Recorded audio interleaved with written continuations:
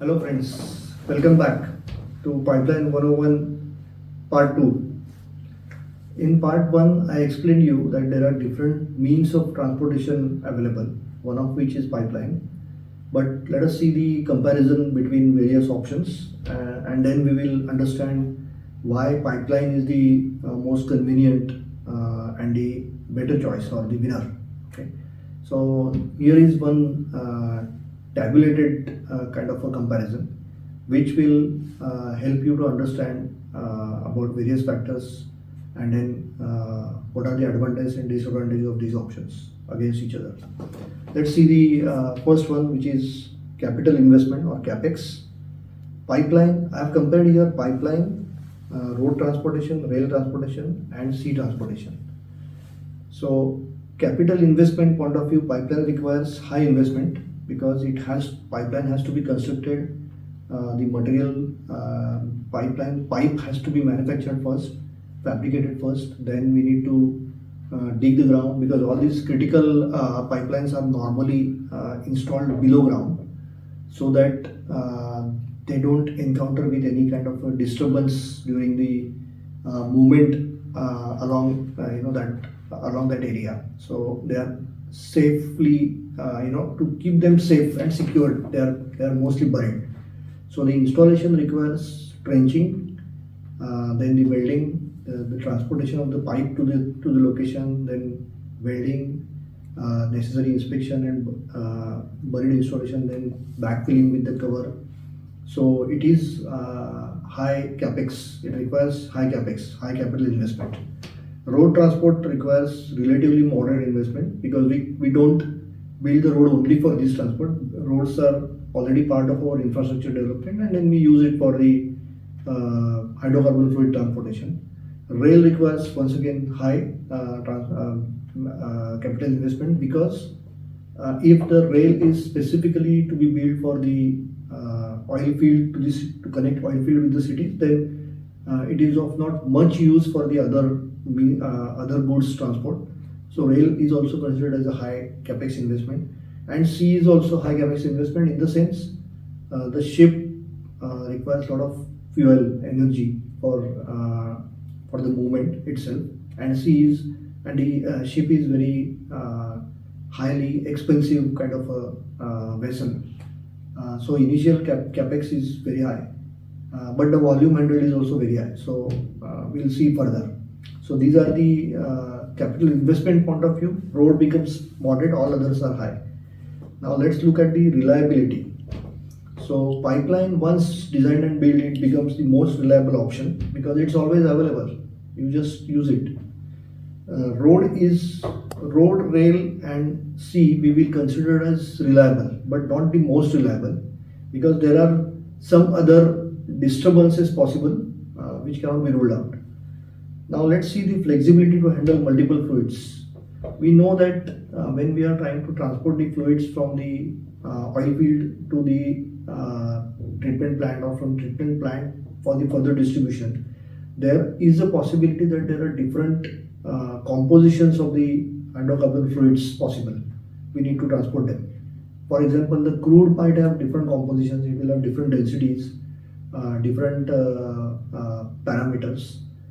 Gas will have different parameters, and if we have to transport all of them, then the pipeline becomes the most easy choice because they can transport multiple types of fluids one at a time, of course, not mixed together, but we can use the pipeline if it is designed suitably for multiple types of fluids. Okay, like multi product pipelines we call them. Road transport, rail transport and sea transport, what will happen is if the particular type of vessel or particular type of the container in simple word, once we design it, it can handle only certain type of fluid.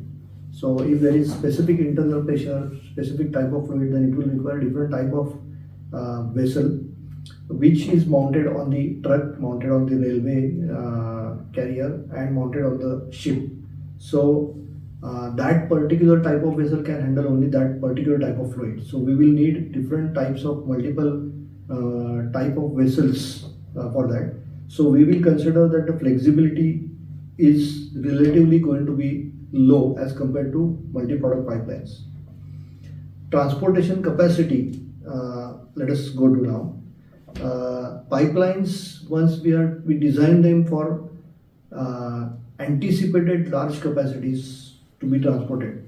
We don't have to, normally when the pipelines are built, they are going to run for long time.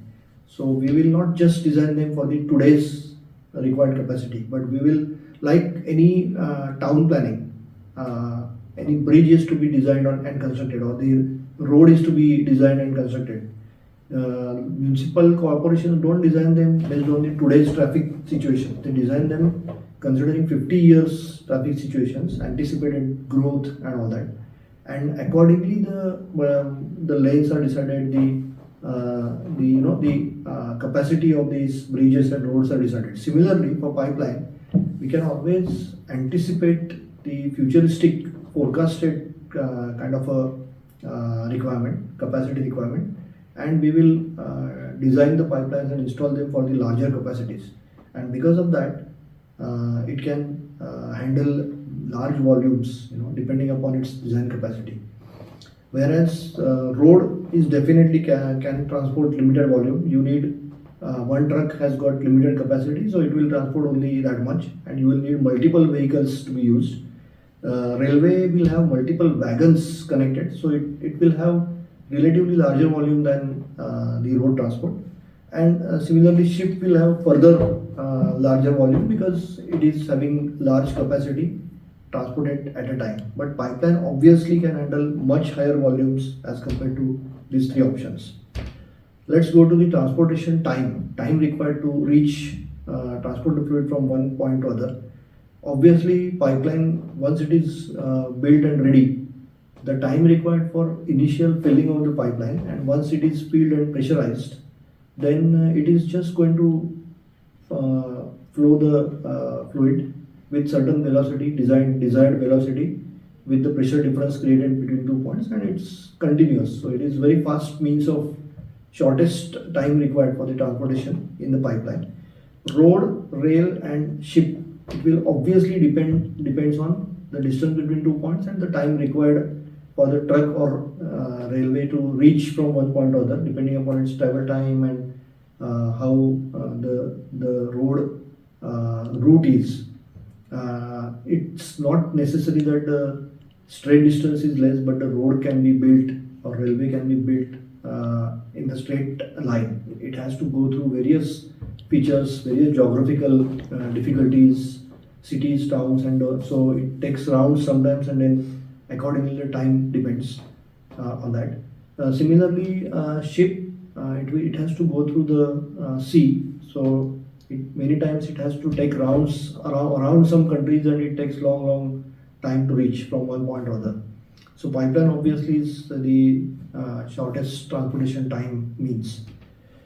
HSE risk, let's talk about HSE risk.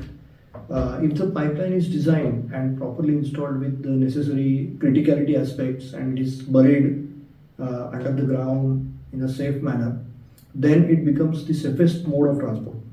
Okay, unless sabotage or something like that can happen, but we'll talk about that later. Whereas the other three means like road, rail, and sea are going to have a moderate risk of accident or some unanticipated things. We can't plan everything to go smoothly every time. So out of certain number of trips, there could be one or two mishaps happening. So we consider it as a moderate risk kind of a transportation method. Let us see the operability. So when the pipeline is built, it can easily handle the fluids, transport the fluids between two desired points. Okay, and normally, if you have a gathering point and say treatment point or refinery point, then the pipeline can be built from start to end. Okay, wherever you want the desired 2 points. Once the pipeline is built, you don't need any other means of transportation along with that. So pipeline becomes the most favorable in terms of operability. Whereas if you consider road or rail or even ship, it can take the fluids from one point to other, but from there to the refinery, the truck, you cannot imagine that it will go, or railroad cannot go all the way inside the refinery plant for different security and safety reasons. So it can go up to the some kind of a transfer point, and then from there once again you need to transfer it to the storage tanks, and once again some kind of a pipeline is required from that point to the that terminal point to the main plant. So they are not independent kind of a operable means. So they will always require some kind of a, like railway can go up to certain point, from there once again you need truck, and then once again from there you need pipeline. Sea obviously can go from one port to other port. From that port you need again either road transport or rail transport, or again a pipeline from that point to your desired refinery or the treatment facility. So operability point of view, pipeline wins once again. If you think about the operational life, okay, so pipelines are normally designed for 20 years of minimum design life, and then if you maintain them regularly and inspect them and maintain them regularly, then the life can be easily extended to 30, 40, 50 years. There are 50, 60 years operational life in the pipelines proven. So it can be easily extended. We can even, if you want, you can even design the pipeline for 30 years, 40 years by taking some special measures. But normally the life extension is possible in the pipeline.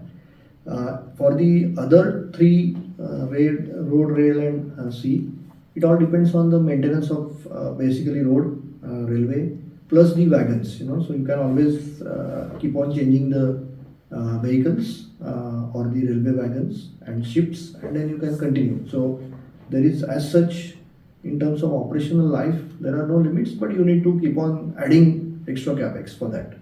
Whereas in pipeline, the operational cost for the inspection and maintenance is relatively low.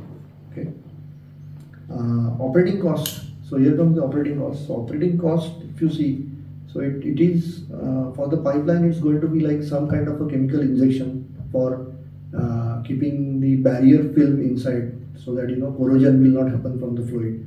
Or if it is external corrosion, then some kind of a coating, or regular inspection, maintenance, picking, and necessary preventive measures to be taken. So that requires some cost for the pipeline to ensure that the design life is achieved, and then it can be extended further.